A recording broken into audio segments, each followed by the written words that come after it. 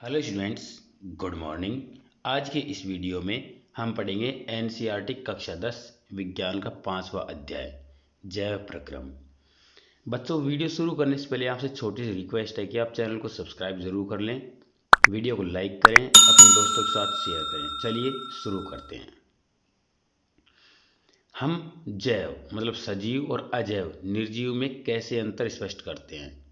यदि हम कुत्ते को दौड़ते हुए देखते हैं या गाय को जुगाली करते हुए अथवा गली में एक इंसान को जोर से चीखते हुए देखते हैं तो समझ जाते हैं ये सजीव है। यदि कुत्ता, गाय या इंसान सो रहे हैं तो क्या तब भी हम यही सोचेंगे कि ये सजीव है। लेकिन हम यह कैसे जानेंगे? हम उन्हें सांस लेते हुए देखते हैं और जान लेते हैं कि ये सजीव है। पौधों के बारे में हम कैसे जानेंगे कि वे सजीव हैं? हम में से कुछ कहेंगे कि वे हरे दिखते हैं, लेकिन उन हरे पौधों के बारे में क्या कहेंगे जिनकी पत्तियां हरी न होकर अन्य रंग की होती हैं? वे समय के साथ वृद्धि करते हैं, अतः हम कह सकते हैं कि वे सजीव हैं। दूसरे शब्दों में, हम सजीव के सामान्य प्रमाण के तौर पर कुछ गतियों पर विचार करते हैं। ये गतियाँ वृद्धि संबंधी या अन्य हो सकती हैं, लेकिन वह पौधा भी सजीव है जिसमें वृद्धि परिलक्षित नहीं होती। कुछ जंतु सांस तो लेते हैं परंतु जिनमें गति स्पष्ट रूप से नहीं दिखाई देती, वे सजीव हैं। अतः दिखाई देने वाली गति जीवन के परिभाषित लक्षण के लिए पर्याप्त नहीं है। अति सूक्ष्म स्केल पर होने वाली गतियाँ आंखों से दिखाई नहीं देती। उदाहरण के लिए अणुओं की गतियाँ। क्या यह अदृश्य आणविक गति जीवन के लिए आवश्यक है? यदि हम यह प्रश्न किसी व्यवसायी जीव विज्ञानी से करें तो उसका उत्तर सकारात्मक होगा। वास्तव में विषाणु के अंदर आणविक गति जब तक वे किसी कोशिका को संक्रमित नहीं करते नहीं होती है। अतः इसी कारण यह विवाद बना हुआ है कि वे वास्तव में सजीव है या नहीं। जीवन के लिए आणविक गतियाँ क्यों आवश्यक है? पूर्व कक्षाओं में हम देख चुके हैं कि सजीव की संरचना सुसंगठित होती है। उनमें उत्तक हो सकते हैं, उत्तकों में कोशिकाएं होती हैं, कोशिकाओं में छोटे घटक होते हैं। सजीव की यह संगठित एवं सुव्यवस्थित संरचना समय के साथ साथ पर्यावरण के प्रभाव के कारण विघटित होने लगती है। यदि यह व्यवस्था टूटती है तो जीव और अधिक समय तक जीवित नहीं रह पाएगा। अतः जीवों के शरीर को मरम्मत तथा अनुरक्षण की आवश्यकता होती है। क्योंकि वे सभी संरचनाएं अणुओं से बनी हैं, अतः उन्हें अणुओं को लगातार गतिशील बनाए रखना चाहिए। सजीवों में अनुरक्षण प्रक्रम कौन से हैं? आइए खोजते हैं। जैव प्रक्रम क्या है? जीवों का अनुरक्षण कार्य निरंतर होना चाहिए। यह उस समय भी चलता रहता है जब वे कोई विशेष कार्य नहीं कर रहे हैं। जब हम सो रहे हैं अथवा कक्षा में बैठे हैं उस समय भी यह अनुरक्षण का काम चलता रहना चाहिए। वे सभी प्रक्रम जो सम्मिलित रूप से अनुरक्षण का कार्य करते हैं जैव प्रक्रम कहलाता है। इस चीज़ को आप नोट कर लें,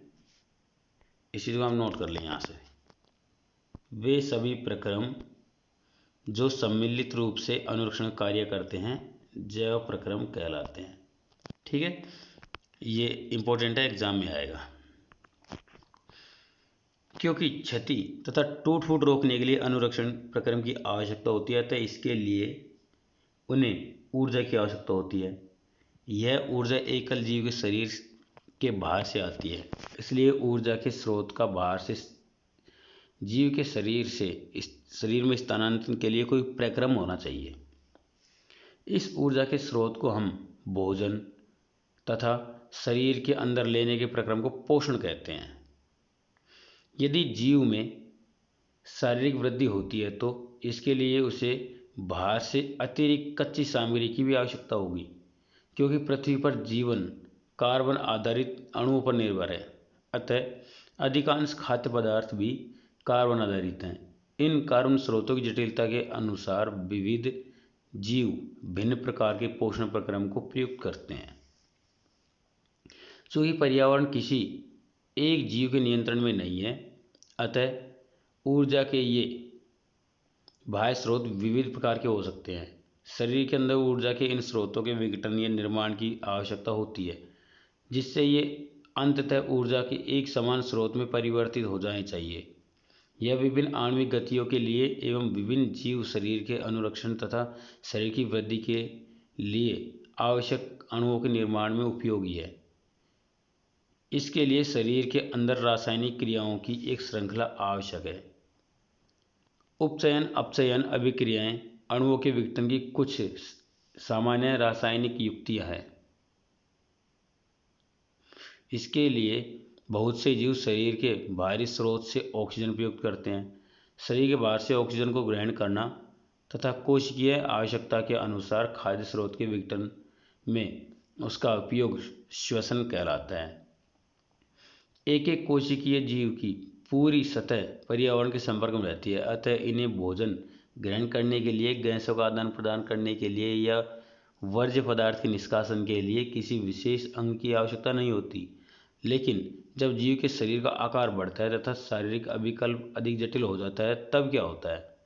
बहुकोशिकीय जीवों में सभी कोशिकाएं अपने आसपास के पर्यावरण के सीधे संपर्क में नहीं रह सकती, अतः साधारण विसरण सभी कोशिकाओं की आवश्यकताओं की पूर्ति नहीं कर सकता है।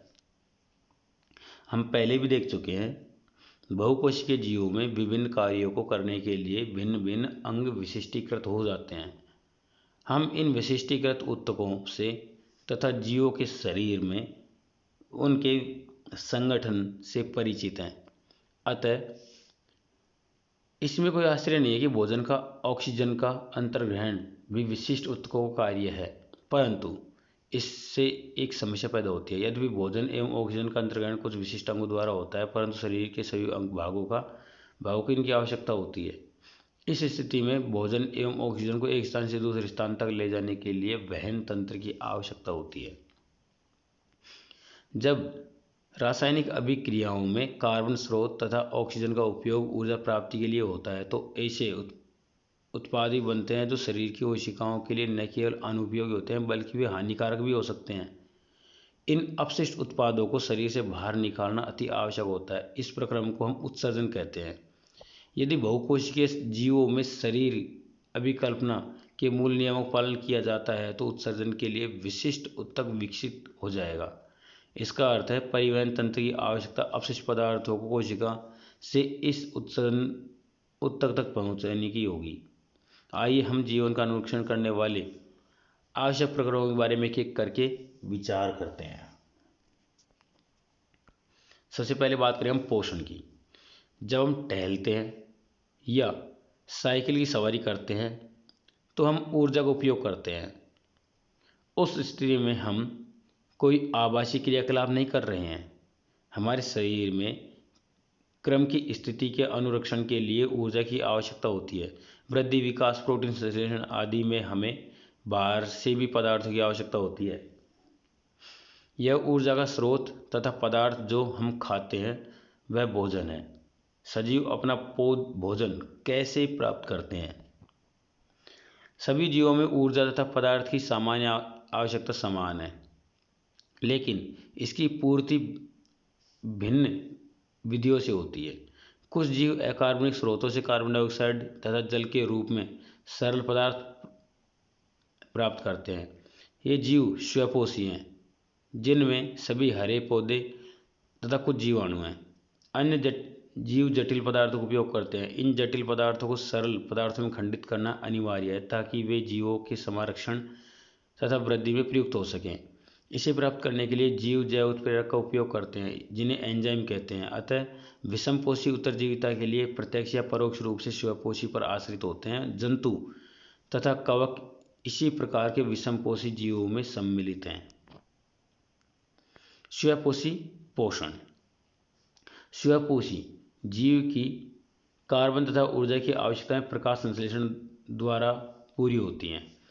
यह वह प्रक्रम है जिसमें स्वपोषी बाहर से लिए पदार्थों को ऊर्जा संचित रूप में परिवर्तित कर देता है।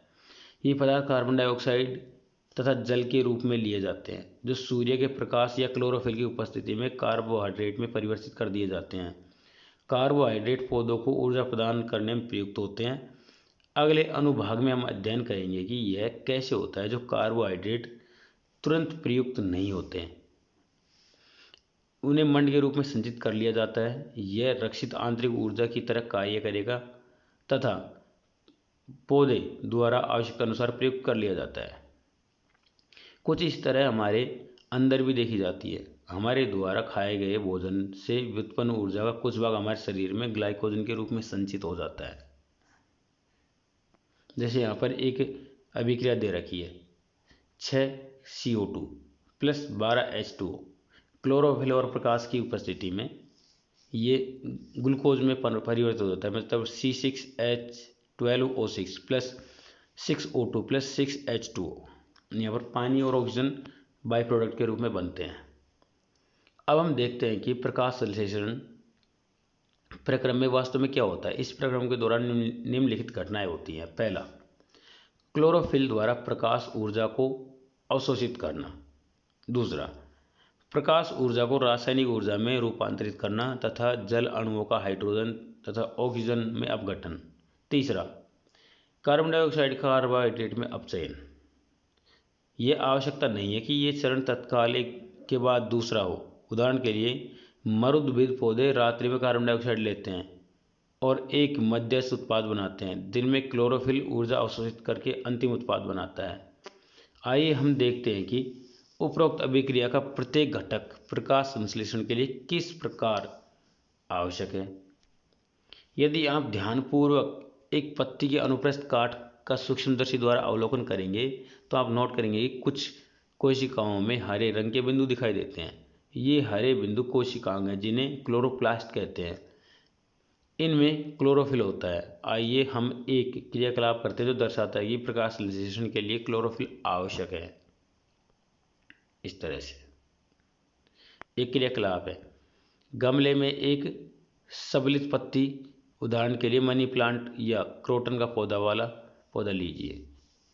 पौधे को 3 दिन अंधेरे कमरे में रखिए ताकि उसका संपूर्ण मंड प्रयुक्त हो जाए। अब पौधे को लगभग 6 घंटे के लिए सूर्य के प्रकाश में रखिए। पौधे से एक पत्ती तोड़ लीजिए, इनमें हरे भाग को अंकित करिए और उन्हें एक कागज़ पर ट्रेस कर लीजिए। कुछ मिनट के लिए इस पत्ती को उबलते पानी में डाल दीजिए। इसके बाद इसे अल्कोहल से भरे बीकर में डुबो दीजिए। इस बीकर को सावधानी से जल ऊष्मक में रखकर तब तक गर्म कीजिए जब तक कि अल्कोहल उबलने न लगे। पत्ती के रंग का क्या होता है, विलयन का रंग कैसा हो जाता है। अब कुछ मिनट के लिए इस पत्ती को आयोडीन के तनु विलयन में डाल दीजिए। पत्ती को बाहर निकालकर उसके आयोडीन को धो लीजिए। पत्ती के रंग का अवलोकन कीजिए और प्रारंभ में पत्ती का जो ट्रेस किया था उसे इसकी तुलना कीजिए। पत्ती के विभिन्न भागों में मंड की उपस्थिति के बारे में आप क्या निष्कर्ष निकालते हैं। अब हम अध्ययन करते हैं कि पौधे कार्बन डाइऑक्साइड गैस कैसे प्राप्त करते हैं। कक्षा 9 में हमने रंध्र की चर्चा की थी, जो पत्ती की सतह पर सूक्ष्म रंध्र होते हैं। प्रकाश संश्लेषण के लिए गैसों का आदान प्रदान इन्हीं छिद्रों के द्वारा होता है, लेकिन यहाँ यह जानना आवश्यक है कि गैसों का आदान प्रदान तने, जड़ और पत्तियों की सतह से भी होता है। इन रंध्रों से पर्याप्त मात्रा में जल की हानि होती है। अतः जब प्रकाश संश्लेषण के लिए कार्बन डाइऑक्साइड गैस की आवश्यकता नहीं होती तब पौधे इन छिद्रों को बंद कर लेता है। छिद्रों का खुलना और बंद होना द्वार कोशिकाओं का एक कार्य है। द्वार कोशिकाओं में जब जल अंदर जाता है तो ये फूल जाती हैं और रंध्र का छिद्र खुल जाता है। इस तरह जब कोशिकाएं सिकुड़ती हैं तो छिद्र बंद हो जाता है। उपरोक्त 2 क्रियाकलापों के आधार पर हम ऐसा कर सकते हैं जिसमें प्रदर्शित हो सके कि प्रकाश संश्लेषण के लिए सूर्य के प्रकाश की आवश्यकता होती है। अब हम चर्चा कर चुके हैं कि स्वपोषी अपनी ऊर्जा आवश्यकताओं की पूर्ति कैसे करते हैं, लेकिन उन्हें भी अपने शरीर के निर्माण के लिए अन्य कच्ची सामग्री की आवश्यकता होती है। इसलिए यह पौधे प्रकाश संश्लेषण के लिए आवश्यक जल की पूर्ति जड़ों द्वारा मिट्टी में उपस्थित जल के अवशोषण से करते हैं। नाइट्रोजन, फास्फोरस, लोहा और तथा मैंगनीज सरीखे अन्य पदार्थ भी मिट्टी में से लिए जाते हैं। नाइट्रोजन एक आवश्यक उत्पाद है। इसका उपयोग प्रोटीन तथा अन्य यौगिकों के संश्लेषण में किया जाता है। इसे अकार्बनिक नाइट्रेट का नाइट्राइट के रूप में लिया जाता है। इन्हें उन कार्बनिक पदार्थों के रूप में लिया जाता है जिन्हें जीवाणु वायुमंडलीय नाइट्रोजन से बनाते हैं। आगे, विषमपोषी पोषण।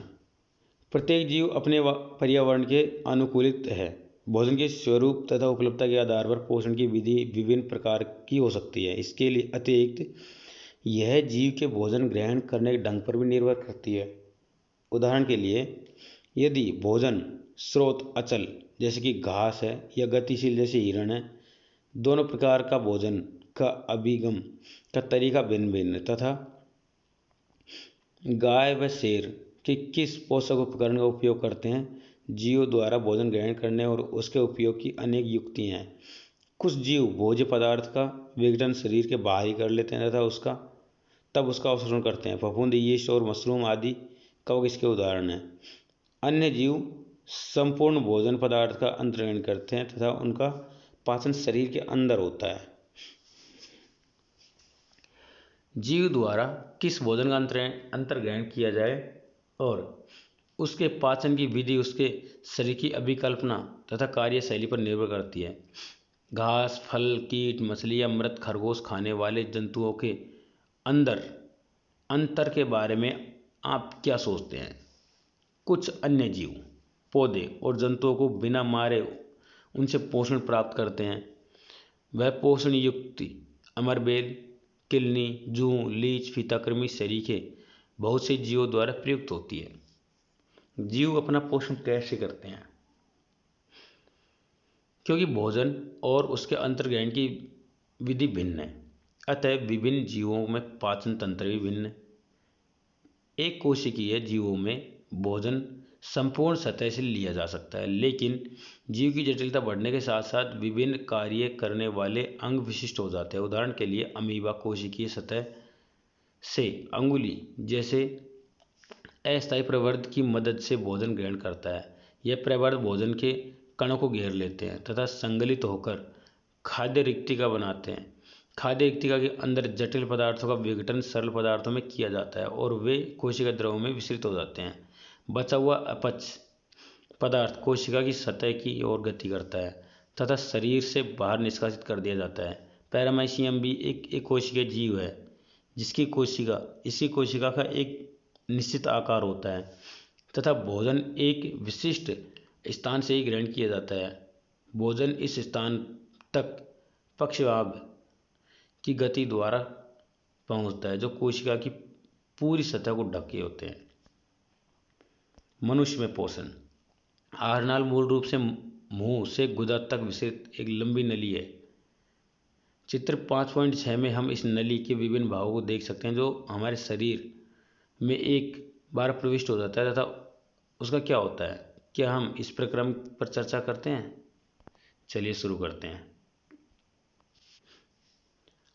हम तरह तरह के भोजन खाते हैं जिन्हें उस भोजन नली से गुजरना होता है।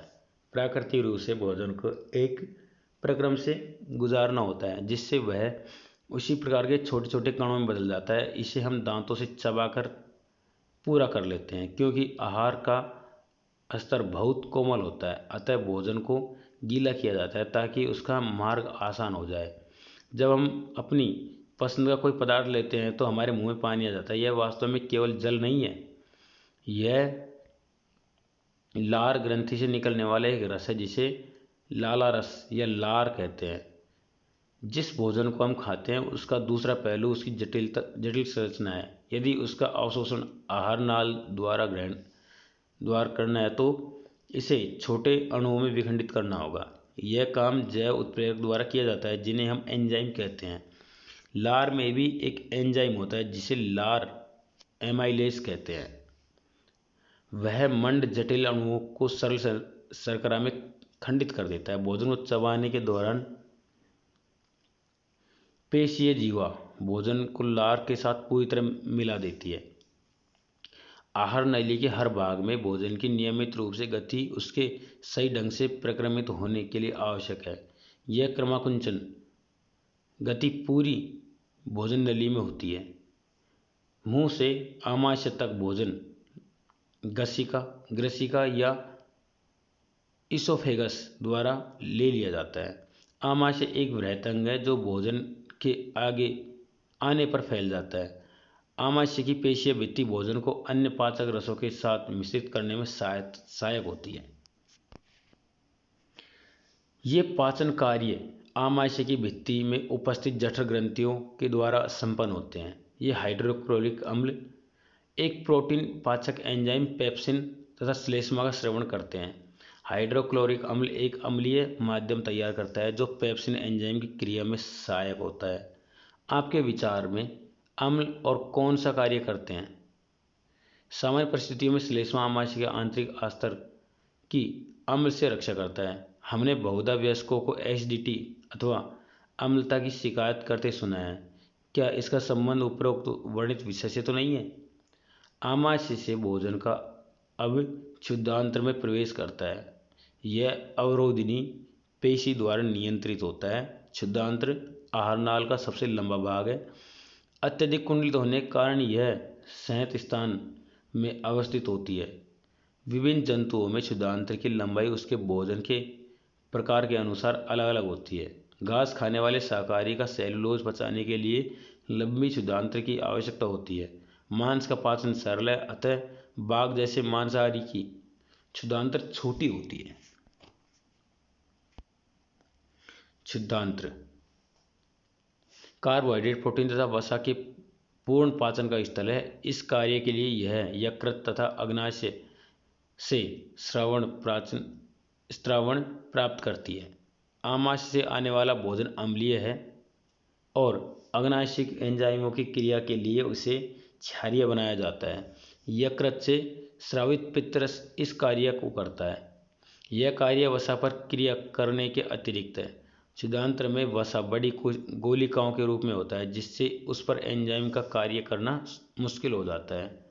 पित्त लवण उन्हें छोटी गोलिकाओं में खंडित कर देता है जिससे एंजाइम की क्रियाशीलता बढ़ जाती है। यह साबुन का मैल पर इमल्सीकरण की तरह ही है।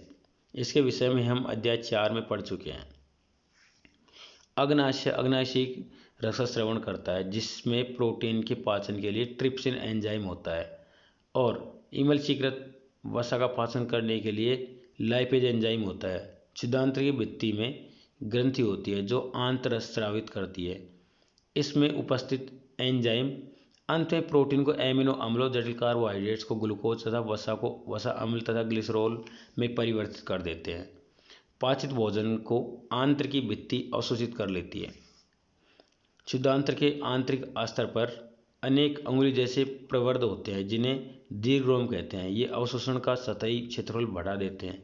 दीर्घरोम में रुधिर वाहिकाओं की बहुतायत होती है जो भोजन को अवशोषित करके शरीर की प्रत्येक कोशिका तक पहुंचाते हैं। यहाँ इसका उपयोग ऊर्जा प्राप्त करने, नए ऊतकों के निर्माण और पुराने ऊतकों की मरम्मत में होता है। बिना पचा हुआ भोजन बृहदान्त्र में भेज दिया जाता है जहाँ दीर्घरोम इस पदार्थ में से जल का अवशोषण कर लेते हैं। अन्य पदार्थ गुदा द्वारा शरीर के बाहर कर दिया जाता है। इस वर्ज्य पदार्थ का बहिक्षेपण गुदा अवरोधिनी द्वारा नियंत्रित किया जाता है। दंत क्षरण मतलब दांतों का टूटना। दंत क्षरण या दंत क्षय इनेमल तथा डेंटिन के सहने मतलब धीरे धीरे मृदुकरण के कारण होता है। इसका प्रारंभ होता है जब जीवाणु शर्करा पर क्रिया करके अम्ल बनाते हैं, तब इनेमल मृदु अथवा विखनिजीकृत हो जाता है। अनेक जीवाणु कोशिकाओं खाद्य कणों के साथ मिलकर दांतों पर चिपककर दंत प्लाक बना देते हैं। प्लाक दांतों को ढक लेता है, इसलिए लार अम्ल को उदासीन करने के लिए दंत सतह तक नहीं पहुंच पाती है। इससे पहले कि जीवाणु अम्ल पैदा करे, भोजनोपरांत दांतों में ब्रश करने से प्लाक हट सकता है। यदि अनुपचारित रहता है तो सूक्ष्म जीव मज्जा में प्रवेश कर सकते हैं व जल में संक्रमण कर सकते हैं।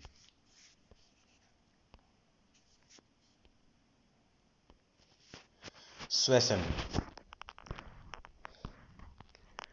पिछले अनुभाग में हम जीवों में पोषण पर चर्चा कर चुके हैं। जिन खाद्य पदार्थों का अंतर्ग्रहण पोषण प्रक्रम के लिए होता है, कोशिकाएं उनका उपयोग विभिन्न जैव प्रक्रम के लिए ऊर्जा प्रदान करने के लिए करती है। विविध जीव इसे भिन्न विधियों द्वारा करते हैं। कुछ जीव ऑक्सीजन का उपयोग ग्लूकोज को पूर्णतः कार्बन डाइऑक्साइड तथा जल में विखंडित करने के लिए करते हैं, जबकि कुछ अन्य जीव दूसरे पथ का उपयोग करते हैं जिसमें ऑक्सीजन प्रयुक्त नहीं होती। इन सभी अवस्थाओं का पहला चरण ग्लूकोज एक 6 कार्बन वाले अणु का 3 कार्बन वाले अणु पायरुवेट में विखंडन है। यह प्रक्रम कोशिका द्रव में होता है। इसके पश्चात पायरुवेट इथेनॉल अथवा कार्बन डाइऑक्साइड में परिवर्तित हो सकता है। यह प्रक्रम किण्वन के समय यीस्ट में होता है। क्योंकि यह प्रक्रम वायु मतलब ऑक्सीजन की अनुपस्थिति में होता है, इसे अवायवीय श्वसन कहते हैं। पायरुवेट का विखंडन ऑक्सीजन का उपयोग करके माइटोकॉन्ड्रिया में होता है। यह प्रक्रम 3 कार्बन वाले पायरुवेट के अणुओं को विखंडित करके 3 कार्बन डाइऑक्साइड गैस के अणु में बदल देता है। इसका दूसरा उत्पाद जल है। क्योंकि यह प्रक्रम वायु मतलब ऑक्सीजन की उपस्थिति में होता है, यह वायवीय श्वसन कहलाता है। वायवीय श्वसन में ऊर्जा का मोचन अवायवीय श्वसन की अपेक्षा बहुत अधिक होता है। कभी कभी हम सभी पेशीय कोशिकाओं में ऑक्सीजन का अभाव हो जाता है। पायरुवेट के विखंडन के लिए दूसरा पथ पाया जाता है। यहाँ पायरुवेट एक अन्य 3 कार्बन वाले अणु लैक्टिक अम्ल में परिवर्तित हो जाता है। अचानक किसी क्रिया होने से हमारी पेशियों में लैक्टिक अम्ल का निर्माण होना क्रैम्प का कारण हो सकता है। कोशिकीय श्वसन द्वारा मोचित ऊर्जा तत्काल ही एटीपी नामक अणु के संश्लेषण में प्रयुक्त हो जाती है, जो कोशिका की अन्य क्रियाओं के लिए ईंधन की तरह प्रयुक्त होती है। एटीपी के विखंडन से एक निश्चित मात्रा में ऊर्जा मोचित होती है, जो कोशिका के अंदर होने वाली आंतरोष्मी क्रियाओं का परिचालन करती है। अब बात करेंगे हम एटीपी की। अधिकांश कोशिकीय प्रक्रमों के लिए एटीपी ऊर्जा मुद्रा है। श्वसन प्रक्रम में मोचित ऊर्जा का उपयोग एडीपी तथा अकार्बनिक फास्फेट में एटीपी अणु बनाने में किया जाता है। जैसे एडीपी है, फास्फेट के साथ मिलकर एडीपी में से ये जो फास्फेट है वो बाहर निकल जाता है और बचती है हमारे पास में एटीपी। आंतरोष्मी प्रक्रम कोशिका के अंदर तब इसी एटीपी का उपयोग क्रियाओं के परिचालन में करते हैं। जल का उपयोग करने के बाद एटीपी में जब अंतस्थ फास्फेट संलग्नता खंडित होती है तो 30.5 किलो जूल प्रति मोल के तुल्य ऊर्जा मोचित होती है। सोचिए कि कैसे एक बैटरी विभिन्न प्रकार के उपयोग के लिए ऊर्जा प्रदान करती है। यही आंतरिक ऊर्जा प्रकाश ऊर्जा, विद्युत ऊर्जा तथा इसी प्रकार अन्य के लिए उपयोग में लाई जाती है। इस तरह कोशिका में एटीपी का उपयोग पेशियों की सिकुड़ने, प्रोटीन संश्लेषण, तंत्रिका आवेग का संचरण आदि अनेक क्रियाओं में किया जाता है। क्योंकि वायवीय श्वसन पथ ऑक्सीजन पर निर्भर करता है, अतः वायवीय जीवों को यह सुनिश्चित करने की आवश्यकता है कि पर्याप्त भोजन में ऑक्सीजन ग्रहण की जा रही है। हम देख चुके हैं कि पौधे गैसों का आदान प्रदान रंध्र के द्वारा करते हैं और अंतरकोशिकीय अवकाश यह सुनिश्चित करते हैं कि सभी कोशिकाएं वायु के संपर्क में हैं। यहाँ कार्बन डाइऑक्साइड तथा ऑक्सीजन का आदान प्रदान विसरण द्वारा होता है। ये कोशिकाओं में या उससे दूर वायु में जा सकती हैं। विसरण की दिशा पर्यावरणीय अवस्थाओं तथा पौधे की आवश्यकता पर निर्भर करती है। रात्रि में जब कोई प्रकाश संश्लेषण की क्रिया नहीं हो रही हो तो कार्बन डाइऑक्साइड का निष्कासन ही मुख्य आदान प्रदान क्रिया है। दिन में श्वसन के दौरान निकली CO2 प्रकाश संश्लेषण में प्रयुक्त हो जाती है, अतः कोई CO2 नहीं निकलती है। इस समय ऑक्सीजन का निकलना मुख्य घटना है। जंतुओं में पर्यावरण से ऑक्सीजन लेने और उत्पादित कार्बन डाइऑक्साइड से छुटकारा पाने के लिए विभिन्न प्रकार के अंगों का विकास हुआ है। इसलिए जंतु वायुमंडलीय ऑक्सीजन देते हैं, परंतु जो जंतु जल में रहते हैं उन्हें जल में विलेय ऑक्सीजन ही उपयोग करने की आवश्यकता है। जो जीव जल में रहते हैं वे जल में विलेय ऑक्सीजन का उपयोग करते हैं, क्योंकि जल में विलेय ऑक्सीजन की मात्रा वायु में ऑक्सीजन की मात्रा की तुलना में बहुत कम है। इसलिए जलीय जीवों की श्वास दर स्थलीय जीवों की अपेक्षा अधिक होती है। मछली अपने मुंह के द्वारा जल लेती है और बलपूर्वक इसे क्लोम तक पहुंचाती है, जहां विलेय ऑक्सीजन रुधिर ले लेता है। स्थलीय जीव श्वसन के लिए वायुमंडल की ऑक्सीजन का उपयोग करते हैं। विभिन्न जीवों में यह ऑक्सीजन भिन्न भिन्न अंगों द्वारा अवशोषित की जाती है। इन सभी अंगों में एक रचना होती है जो उस सतही क्षेत्र को बढ़ाती है, क्षेत्रफल बढ़ाती है, जो ऑक्सीजन बहुल्य वायुमंडल के संपर्क में रहता है। क्योंकि ऑक्सीजन व कार्बन डाइऑक्साइड का विनिमय इस सतह के आर पार होता है, अतः यह सतह बहुत पतली तथा मुलायम होती है। इस सतह की रक्षा के उद्देश्य में यह शरीर के अंदर अव्यवस्थित होती है तथा इस क्षेत्र में वायु आने के लिए कोई रास्ता होना चाहिए। इसके अतिरिक्त जहाँ ऑक्सीजन अवशोषित होती है उस क्षेत्र में वायु अंदर और बाहर होने के लिए एक क्रियाविधि होती है। मनुष्य में वायु शरीर के अंदर नासाद्वार द्वारा जाती है। नासाद्वार द्वारा जाने वाली वायु मार्ग में उपस्थित महीन बालों का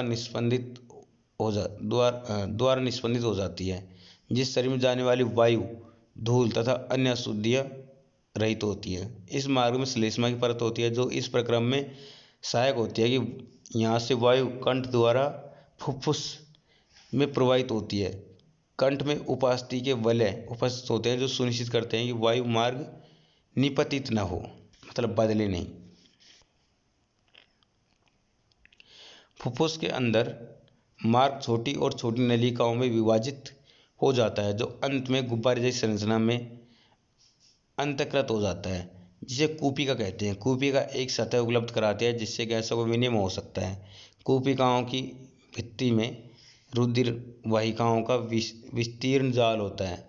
जैसा हम प्रारंभिक वर्षों में देख चुके हैं, जब हम श्वास अंदर लेते हैं हमारी पसलियाँ ऊपर उठती हैं और हमारा डायफ्राम चपटा हो जाता है। इसके परिणाम स्वरूप वक्ष गुहिका बड़ी हो जाती है।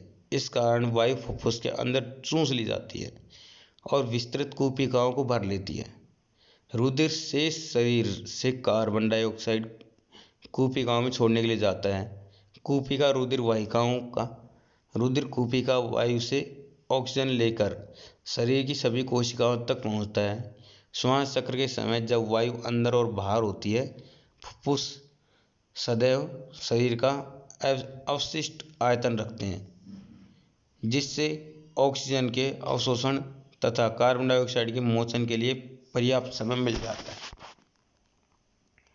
जैसे जैसे जंतुओं के शरीर का आकार बढ़ता है, अकेला विसरण दाब शरीर के सभी अंगों में ऑक्सीजन पहुंचाने के लिए अपर्याप्त है। उसकी दक्षता कम हो जाती है। फुफ्फुस की वायु में श्वसन वर्णक ऑक्सीजन लेकर उन ऊतकों तक पहुंचाते हैं जिनमें ऑक्सीजन की कमी है।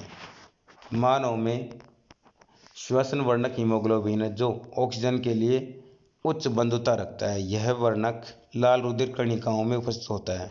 कार्बन डाइऑक्साइड जल में अधिक विलेय है और इसका परिवहन हमारे रुधिर में विलेय अवस्था में होता है।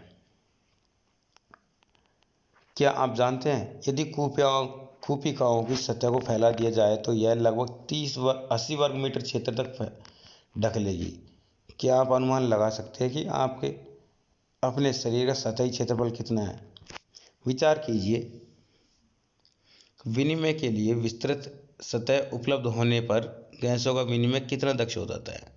यदि हमारे शरीर में विसरण द्वारा ऑक्सीजन गति करती तो हमारे फुफ्फुस से ऑक्सीजन के एक अणु को पैर के अंगुष्ठ तक पहुंचाने में अनुमानित 3 वर्ष का समय लगेगा। क्या आपको इससे प्रसन्नता नहीं हुई कि हमारे पास हीमोग्लोबिन है? जो हमारा अगला टॉपिक वो है वहन। मानव में वहन। पिछले अनुभाग में हम देख चुके हैं कि रुधिर, भोजन, ऑक्सीजन तथा वर्ज्य पदार्थों का हमारे शरीर में वहन करता है। कक्षा 9 में हमने सीखा था कि रुधिर एक सरल संयोजी ऊतक है। रुधिर में एक तरल माध्यम होता है जिसे प्लाज्मा कहते हैं। इसमें कोशिकाएं निलंबित होती है। प्लाज्मा भोजन, कार्बन डाइऑक्साइड तथा नाइट्रोजनी वर्ज्य पदार्थ का विलीन रूप में वहन करता है। ऑक्सीजन को लाल रुधिर कणिकाएं ले जाती है। बहुत से अन्य पदार्थ जैसे लवण का वहन भी रुधिर के द्वारा होता है। अतः हमें एक पंपन यंत्र की आवश्यकता है जो रुधिर को अंगों के आसपास धकेल सके। नलियों के एक परिपथ की आवश्यकता है जो रुधिर को सभी ऊतकों तक भेज सके, और एक तंत्र की जो यह सुनिश्चित करेगी इस परिपथ में कभी टूट फूट न हो तो उसकी मरम्मत हो सके। हमारा पंप मतलब हृदय, हार्ट। हृदय एक पेशी अंग है जो हमारी मुट्ठी के आकार का होता है, क्योंकि रुधिर को ऑक्सीजन व कार्बन डाइऑक्साइड दोनों का ही वहन करना होता है। अतः ऑक्सीजन प्रचुर रुधिर को कार्बन डाइऑक्साइड युक्त रुधिर से मिलने को रोकने के लिए हृदय कई कोष्ठों में बटा होता है। कार्बन डाइऑक्साइड प्रचुर रुधिर को कार्बन डाइऑक्साइड छोड़ने के लिए फुफ्फुस में जाना होता है तथा फुफ्फुस से वापस ऑक्सीजनित रुधिर को हृदय में लाना होता है। यह ऑक्सीजन प्रचुर रुधिर शरीर के शेष हिस्सों में पंप किया जाता है।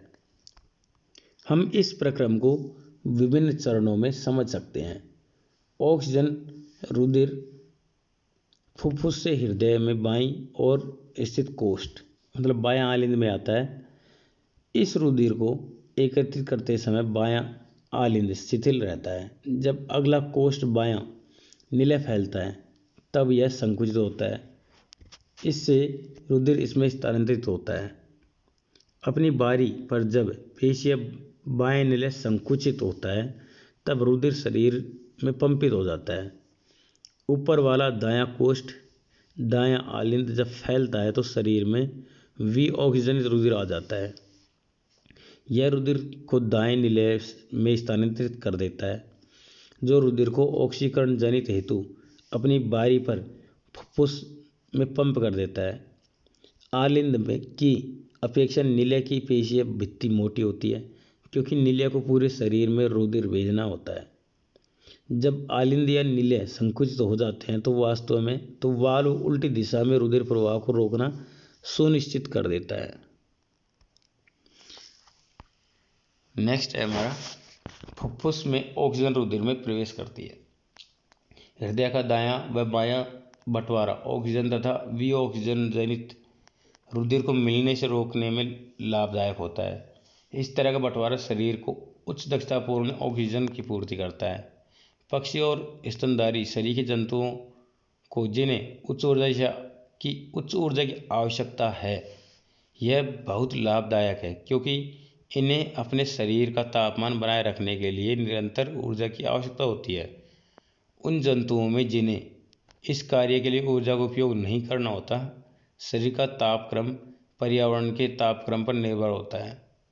जल, स्थल, चर या बहुत से सरीसृप जैसे जंतुओं में 3 कोष्ठीय हृदय होता है, और ये ऑक्सीजन या विऑक्सीजनित रुधिर धाराओं को कुछ सीमा तक मिलना भी सहन कर लेते हैं। दूसरी ओर मछली के हृदय में केवल 2 कोष होते हैं। यहाँ से रुधिर क्लोम में भेजा जाता है, जहाँ यह ऑक्सीजनित होता है और सीधा शरीर में भेज दिया जाता है। इस तरह मछलियों के शरीर में एक चक्र में केवल एक बार में ही रुधिर हृदय में जाता है, और दूसरी ओर अन्य कशेरुकी में प्रत्येक चक्र में यह 2 बार जाता है, जिसे दोहरा परिसंचरण कहते हैं। हमारा नेक्स्ट टॉपिक है रक्तदाब। रुधिर वाहिकाओं की भित्ति के विरुद्ध जो दाब लगता है उसे रक्तदाब कहते हैं। यह दाब शिराओं की अपेक्षा धमनियों में बहुत अधिक होता है। धमनी के अंदर रुधिर का दाब निलय प्रकुंचन के दौरान प्रकुंचन दाब तथा निलय अनुशीतलन के दौरान धमनी के अंदर का दाब अनुशीतलन दाब कहलाता है। सामान्य प्रकुंचन दाब लगभग 120 mm पारा और अनुशीतलन दाब लगभग 80 mm पारा होता है। स्फाइगोमैनोमीटर नामक यंत्र से रक्तदाब नापा जाता है। उच्च रक्तदाब को अति तनाव भी कहते हैं, और इसका कारण धमनिकाओं का सिकुड़ना। इससे रक्त प्रवाह में प्रतिरोध बढ़ जाता है। इससे धमनियां फट सकती हैं तथा आंतरिक रक्त स्रावण हो सकता है। नलिकाएं मतलब रुधिर वाहिकाएं। धमनी वे रुधिर वाहिकाएं हैं जो रुधिर को हृदय से शरीर के विभिन्न अंगों तक ले जाती हैं। धमनी की भित्ति मोटी तथा लचीली होती है क्योंकि रुधिर हृदय से उच्च दाब से निकलता है। शिराएं विभिन्न अंगों से रुधिर एकत्र करके वापस हृदय में लाती हैं। इनमें मोटी भित्ति की आवश्यकता नहीं है क्योंकि रुधिर में दाब होता है, बल्कि उनमें रुधिर को एक ही दिशा में प्रवाहित करने के लिए वाल्व होते हैं। किसी अंग या ऊतक तक पहुंचकर धमनी उत्तरोत्तर छोटी छोटी वाहिकाओं में विभाजित हो जाती हैं, जिससे सभी कोशिकाओं से रुधिर का संपर्क हो सके। सबसे छोटी वाहिकाओं की भित्ति एक कोशिकीय मोटी होती है और रुधिर एवं आसपासी कोशिकाओं के मध्य पदार्थों का विनिमय एक पतली भित्ति के द्वारा ही होता है। केशिकाएं तब आपस में मिलकर शिराएं बनती हैं जब तथा रुधिर को अंग या ऊतक से दूर ले जाती हैं। प्लेटलेट्स द्वारा अनुरक्षण। इन नलिकाओं के तंत्र में यदि रिसना प्रारंभ हो जाए तो क्या होगा? उस स्थिति पर विचार कीजिए जब हम घायल हो जाएं और रक्तस्राव होने लगे। तंत्र में रुधिर की हानि प्राकृतिक रूप से कम होनी चाहिए। इसके अतिरिक्त रक्तस्राव से दाब में कमी आ जाएगी, जिससे पंपिंग प्रणाली की दक्षता में कमी आ जाएगी। इसे रोकने के लिए रुधिर में प्लेटलेट्स कोशिकाएं होती हैं जो पूरे शरीर में भ्रमण करती हैं तथा रक्तस्राव के स्थान पर रुधिर का थक्का बनाकर मार्ग अवरुद्ध कर देती हैं। नेस्टल लसिका एक अन्य प्रकार का द्रव है जो वहन में भी सहायता करता है। इसे लसिका या उत्तक तरल कहते हैं। केशिकाओं की भित्ति में उपस्थित छिद्रों द्वारा कुछ प्लाज्मा प्रोटीन तथा रुधिर कोशिकाएं बाहर निकलकर उत्तक के अंतरकोशिकीय अवकाश में आ जाते हैं तथा उत्तक तरल का या लसिका का निर्माण करते हैं। यह रुधिर के प्लाज्मा की तरह ही है, लेकिन यह रंगीन तथा इसमें अल्प मात्रा में प्रोटीन होते हैं। लसिका अंतरकोशिकीय अवकाश से लसिका कोशिकाओं में चला जाता है जो आपस में मिलकर बड़ी लसिका वाहिका बनाती है और अंत में बड़ी शिरा में खुलता है। पचा हुआ तथा क्षुद्रांत द्वारा अवशोषित वसा का वहन लसिका द्वारा होता है और अतिरिक्त तरल को बाह्य कोशिकीय अवकाश में वापस रुधिर में ले जाते हैं। पादपों में परिवहन। हम पहले चर्चा कर चुके हैं कि पादप किस तरह कार्बन डाइऑक्साइड गैस सरीखे सरल यौगिक लेते हैं और प्रकाश संश्लेषण द्वारा ऊर्जा का भंडारण क्लोरोफिल युक्त अंगों विशेष अंगों के रूप में पत्तियां करते हैं। पादप शरीर के निर्माण के लिए आवश्यक कच्ची सामग्री अलग से प्राप्त की जाती है। पौधों के लिए नाइट्रोजन, फास्फोरस तथा दूसरे खनिज लवणों के लिए मृदा निकटतम तथा प्रचुरतम स्रोत है। इसलिए इन पदार्थों का अवशोषण जड़ों द्वारा जो मृदा के संपर्क में रहती हैं किया जाता है। यदि मृदा के संपर्क वाले अंगों में तथा क्लोरोफिल युक्त अंगों में दूरी बहुत कम है तो ऊर्जा व कच्ची सामग्री पादप शरीर के सभी अंग भागों में आसानी से विस्तृत हो सकती है। यदि पादप शरीर की अभिकल्पना में परिवर्तन के कारण ये दूरियां बढ़ जाती हैं तो पत्तियों में कच्ची सामग्री तथा जड़ों में ऊर्जा उपलब्ध कराने के लिए विसरण प्रक्रम पर्याप्त नहीं होगी। ऐसी परिस्थिति में परिवहन की एक सुदृढ़ प्रणाली आवश्यक हो जाती है। विभिन्न शरीर अभिकल्पना के लिए ऊर्जा की आवश्यकता भिन्न होती है। पादप प्रचलन नहीं करते हैं और पादप शरीर का एक बड़ा अनुपात अनेक ऊतकों में मृत कोशिकाओं का होता है। इसके परिणाम स्वरूप पादपों को कम ऊर्जा की आवश्यकता होती है तथा वे अपेक्षाकृत धीमी वहन तंत्र प्रणाली का उपयोग कर सकते हैं। वे जिन दूरियों पर परिवहन तंत्र का प्रचालन करते हैं लंबे वृक्षों में वे बहुत अधिक हो सकती है। पादप वहन तंत्र प्रणालियों में भंडारित ऊर्जा युक्त पदार्थ तथा जड़ों से कच्ची सामग्री का वहन करेगा। ये दो पथ स्वतंत्र संगठित चालन नलिकाओं से निर्मित होता है। एक एंजाइम है जो मृदा से पादप जल और खनिज लवणों का वहन करता है। दूसरा फ्लोएम पत्तियों से जहाँ प्रकाश संश्लेषण उत्पादित होते हैं पौधे के अन्य भागों तक वहन करता है। हम इन ऊतकों की रचना विस्तार से कक्षा 9 में पढ़ चुके हैं। मतलब अगर आप ध्यान से पढ़ें तो जाइलम एक ऐसा होता है जो पत्तियों तक जड़ों से जल या खनिज लवणों को पहुंचाने का कार्य करता है। और फ्लोएम इसका उल्टा कार्य करता है, मतलब पत्तियों से जड़ों तक जो भी वायु से इकट्ठे किए हुए पदार्थ होते हैं उनको जड़ों तक पहुंचाने का कार्य करता है। अब बात करेंगे हम जल के परिवहन की। जाइलम उत्तकों में जड़ों, तनों तथा पत्तियों की वाहिनिकाएं या वाहिकाएं आपस में जुड़कर जल संवहन कोशिकाओं का एक सतत जाल बनाती हैं जो पादप के सभी भागों से संबंध होती है। जड़ों की कोशिकाएं मृदा के संपर्क में हैं और वे सक्रिय रूप से आयन प्राप्त करती हैं। यह जड़ और मृदा के मध्य आयन सांद्रण में एक अंतर उत्पन्न करता है।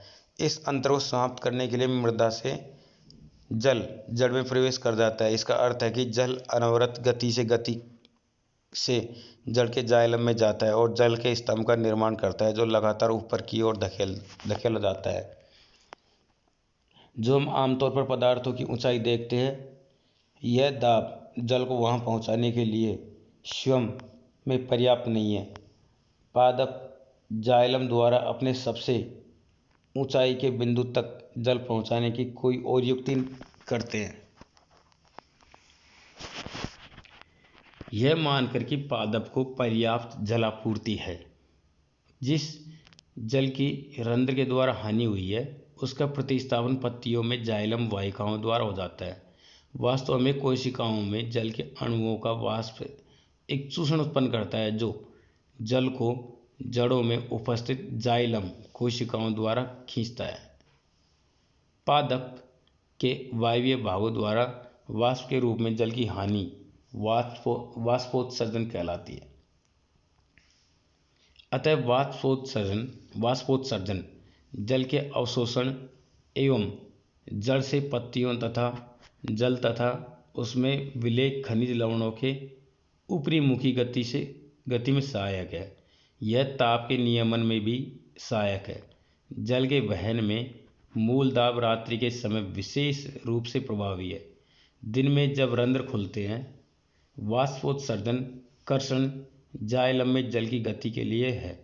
मुख्य प्रेरक बल होता है भोजन तथा दूसरे पदार्थों का स्थानांतरण। अब हम पादप में जल और खनिज लवण की चर्चा कर चुके हैं।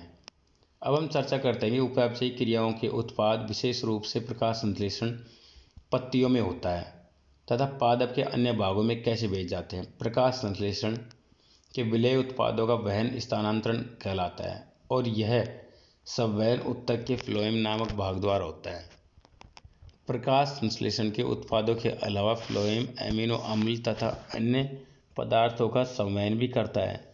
ये पदार्थ विशेष रूप से जड़ के भंडारण अंगों, फलों, बीजों तथा वृद्धि वाले अंगों में ले जाए जाते हैं। भोजन तथा अन्य पदार्थों का स्थानांतरण संलग्न साथी कोशिका की सहायता से चालनी नलिका में ऊपरी मुखी तथा अधोमुखी दिशाओं में होता है।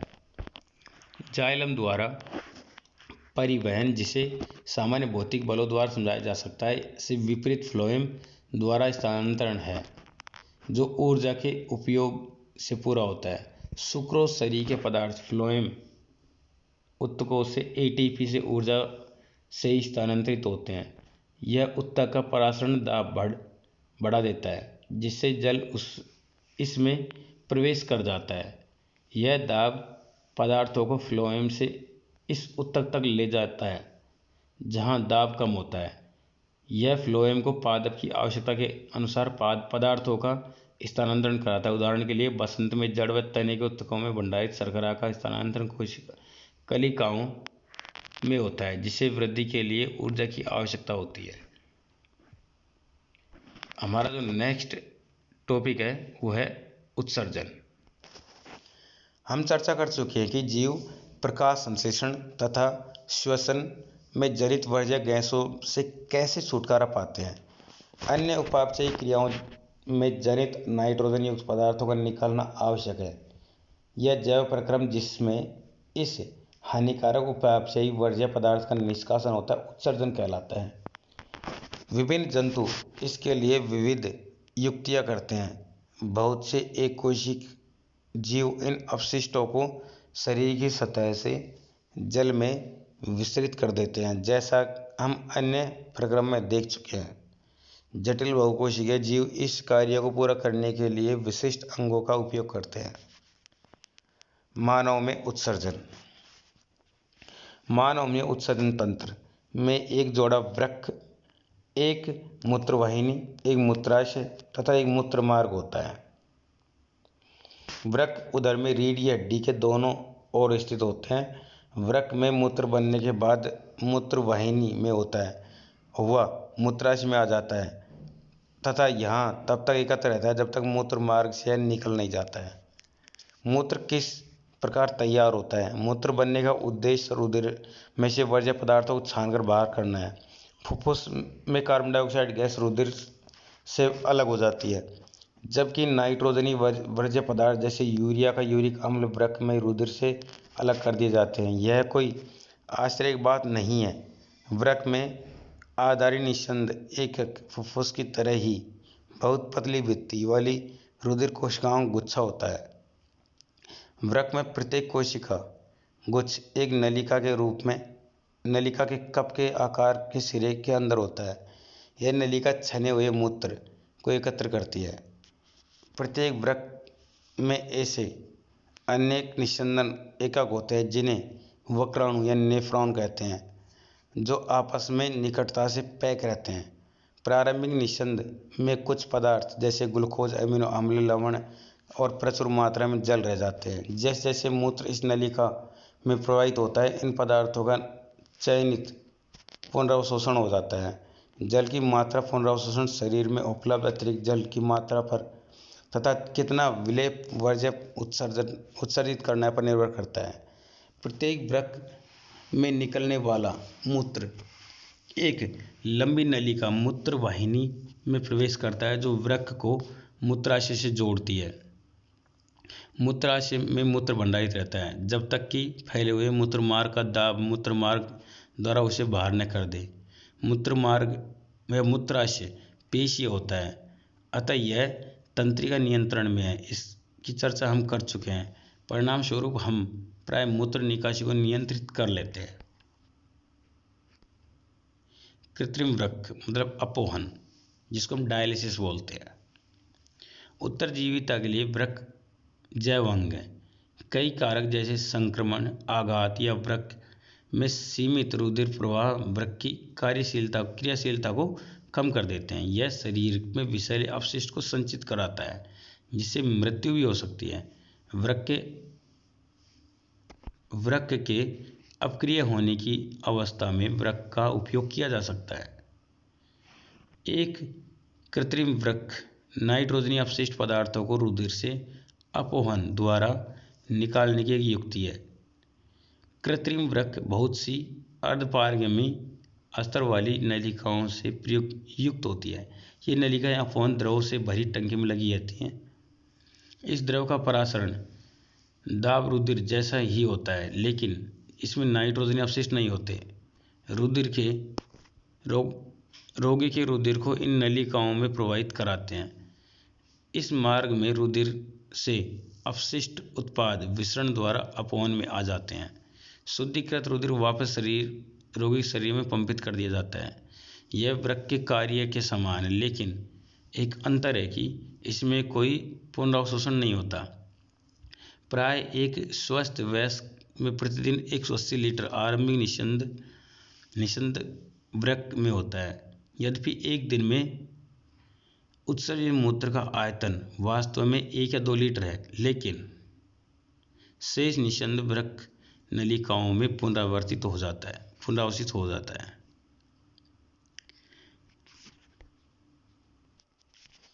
पादप में उत्सर्जन। पादप उत्सर्जन के लिए जंतुओं में बिल्कुल भिन्न युक्तियां प्रयुक्त करते हैं।